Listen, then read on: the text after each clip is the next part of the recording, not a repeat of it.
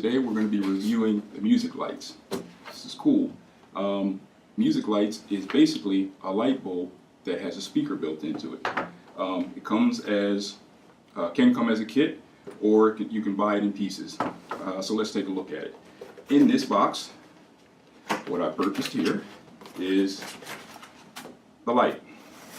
Now this is an ordinary light bulb socket and an LED light here. Cool thing about this is just a regular light. You could put a regular light bulb in here. I'm going to use this to demonstrate the MusicLite.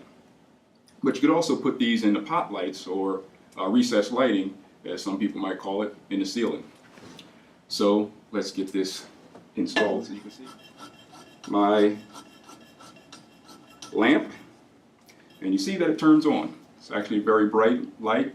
I believe it's 10-watt bulb, but it's equivalent to something like a 60 or 70 watt.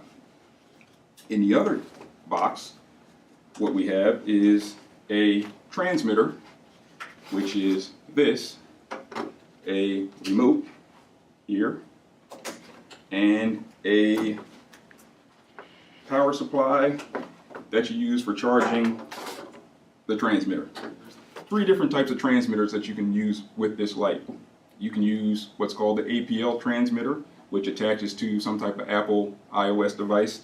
You can use the USB transmitter, which would attach to a computer through its USB port, or you can use a universal transmitter, which is basically an attachment for a 1/8" audio cable. We're going to look at the Apple transmitter. So basically what you do is you grab this transmitter and you plug it into a 30-pin Apple device, and there's a little light on here that lets you know when and if it gets a signal. And from this remote we can control what happens with this light. So for instance, with this light I can hopefully turn it off and turn it back on. I can also dim the light. I don't know if you'll be able to see that in this bright room, but you should be able to see me making the light brighter and darker. But the cool thing is not just the ability to control this wirelessly, the light wirelessly, is to be able to wirelessly play your music through this light. So now I'm going to see if I can demonstrate that for you. Okay, so I'm going to find some something to play here, and hopefully it works seamlessly the first time I try. So what I'm going to do is I'm going to go to my phone, and I'm going to start up some audio. What this should do is it should automatically recognize the transmitter and try to play the audio through the dock. Okay, we can tolerate him. We can watch him on television. So now I can turn on and turn up the video, the audio. I can also turn the light off and still have the audio. Turn the light on. Spitzer certainly isn't going to be governor. Turn it down. Mute it. Definitely not. And all the other cool stuff you would expect to do from a audio source. Cool thing is, you can have multiple zones on this. You have the option to have 5 zones. You can have, I believe, up to like 70 lights and control them in zones, have certain things playing in one zone and off in another zone. Great little device.